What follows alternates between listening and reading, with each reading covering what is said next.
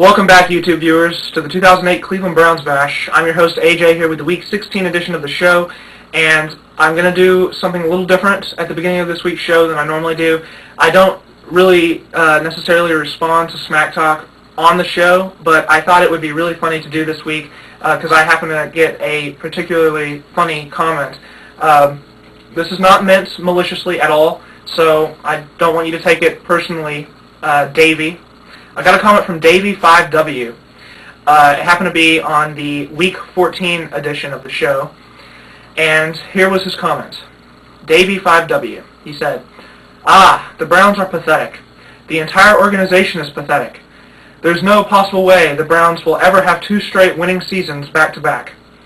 Get ready for a slobber knockin' from the Bengals. Who day, who day, who day. And I thought this was particularly funny for 2 main reasons. First, the Browns have had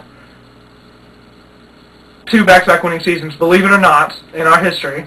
And the last time that happened was 1988-1989. And secondly, the Bengals, the last time they've had back-to-back winning seasons, and remember, 8-8 is not a winning season, that's 500, winning season is above 500, was 1981-1982. So I'm sorry, Davey, but your smack talk, you seem to have lacked the research there. And also, 4 championships for the Browns compared to 0 for the Bengals. Okay, that's my smack talk edition. Few minutes I had to spend toward that. I'm sorry, guys. I just thought it was a funny comment. I want to respond, and the Bengals are easy to smack talk against. So, all right. Anyway, getting into our game against the Eagles now, I can wipe the smile off my face because it was another blowout at the hands, at the hands of the Browns' opponents. The Eagles just dominated us. It was very similar to the game the week before against the Titans. We lost to the Titans 28-9. We lost to the Eagles 30-10. The Eagles just 21 first downs. We only had 11. They converted 11 of their 17 third down opportunities. They had 418 total net yards. We only had 196. Net rushing yards, they rushed for 134. We rushed for 57. And by the way, I said we needed to rush for at least 3 yards per carry. We averaged 2.9, so go figure. It was just a bad game. Now, I said we needed to protect Dorsey, and we did that. He only got sacked twice, and we got to McNabb twice. But overall, it was just here. Time of possession. The Eagles 37 minutes. 55 seconds. The Browns, 22 minutes, 5 seconds. That says it all, really. Ken Dorsey went 11 for 28, passing for 156 yards, 2 interceptions, and a 28.3 quarterback rating.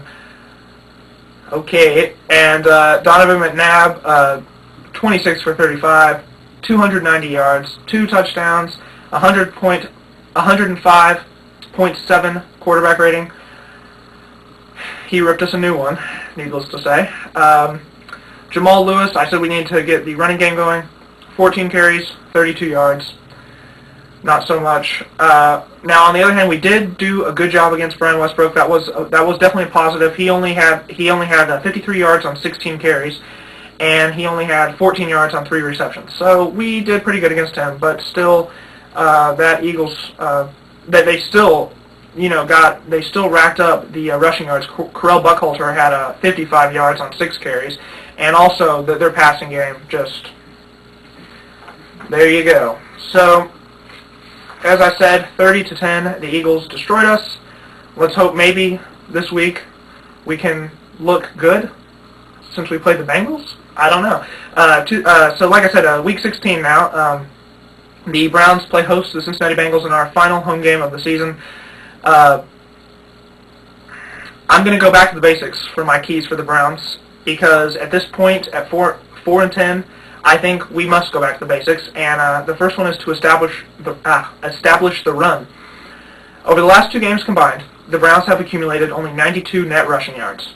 And although both of those games were against 2 of the NFL's top defenses in Tennessee and Philadelphia, ground performances like that will normally land a team on the wrong side of a blowout. And sure enough, we lost those games by 19 and 20 points. Now, the Cincinnati defense allows 125 rushing yards per game, which is a total that Cleveland has only reached in 4 games this season. But in those 4 games, we are 3-1. Effectively running the football should be our first priority if we want to win this season's second version of the Battle of Ohio. Now, the second key that's completely going back to the basics is force turnovers. It's always a key to victory, and forcing turnovers early and often against the Bengals should be another goal, as is effectively running the football for the Browns this weekend. Now, surprisingly, our Cleveland defense is tied for the league lead in turnovers forced with Tampa Bay and Chicago, all 3 with 29. But 5 of those came against the Bengals the first time we played. Now, we still only won that game by 8 points. 5 turnovers, we won by 8. Okay, so just to give you an idea, we need turnovers this weekend. Our defense needs to come up big, force the Bengals into enough mistakes where we can get the win. Now, my third key is not necessarily going back to the basics, but it definitely applies to us in the situation that we are in right now, and that is to win for the home crowd, okay? The Cleveland Browns are playing, obviously, as I said, our final home game of the 2008 season, and so far we are 1-6 at home. Now, when considering last season's home record of 7-1, this year's blunders sting all the worse. It's just a complete turnaround, and I mean, if nothing else, Cleveland needs to win this weekend for the home crowd.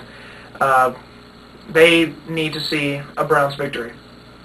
Now, some notes and numbers: the all-time series between Cleveland and Cincinnati is tied 35-35, and obviously the Bengals led that series coming into this season, and we won back in Week 4. Now, hopefully, we can leave the season with the series lead. That would be nice. Cleveland is 2-4 all-time in games played on December 21st. Now, last week, the Browns have not scored a touchdown in 3 weeks. This week, we did score a touchdown last week. It was defensive, but it was a touchdown. But now this week, the Browns have not scored an offensive touchdown in 4 consecutive games. This time it's just offensive. So hopefully we get an offensive touchdown this week. Because I said we needed to find the end zone last week. You know, we did that, at least, you know. Now, another stat, Cleveland has now lost 10 or more games in 8 of the last 11 seasons. That's sad. Hopefully we can... I mean, we're in for another overhaul this offseason, but hopefully, you know, we can come back next season and not lose 10 or more games. My pick, well, for the first time in 4 weeks, the Browns will play a team that has not appeared in a Super Bowl over the last decade. Despite that, and the fact that the team we're playing is 2-11-1, I'm still picking against our Browns. My pick, Cincinnati by 3. The Bengals are as hot as they've been all season. And, you know, they've only won 2 games, but they beat the Redskins last week, so they're as hot as they've been all season.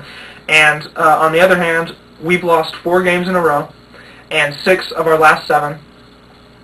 So I just... also, our players are dropping like flies onto the injury list. So, and, I mean, I never thought I would be picking the Bengals in this game at the beginning of the season. But then again, I never thought at the beginning of the season that we would be 4-10 after 14 games either. So everything's out the window at this point. Who knew it would be this bad? I certainly did not. Hopefully I'm wrong this week. I say it every week. We'll see what happens. I just don't have a good feeling. Next week, our final game of the season against those Pittsburgh Steelers. That ought to be interesting. So I will be back with you guys next week to preview that game against the Steelers and recap this game against the Bengals.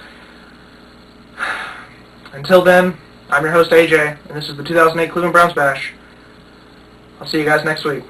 Well, I'm not paralyzed, but I seem to be struck by you. I wanna make you move because you're standing still. If your body matches what your eyes can do.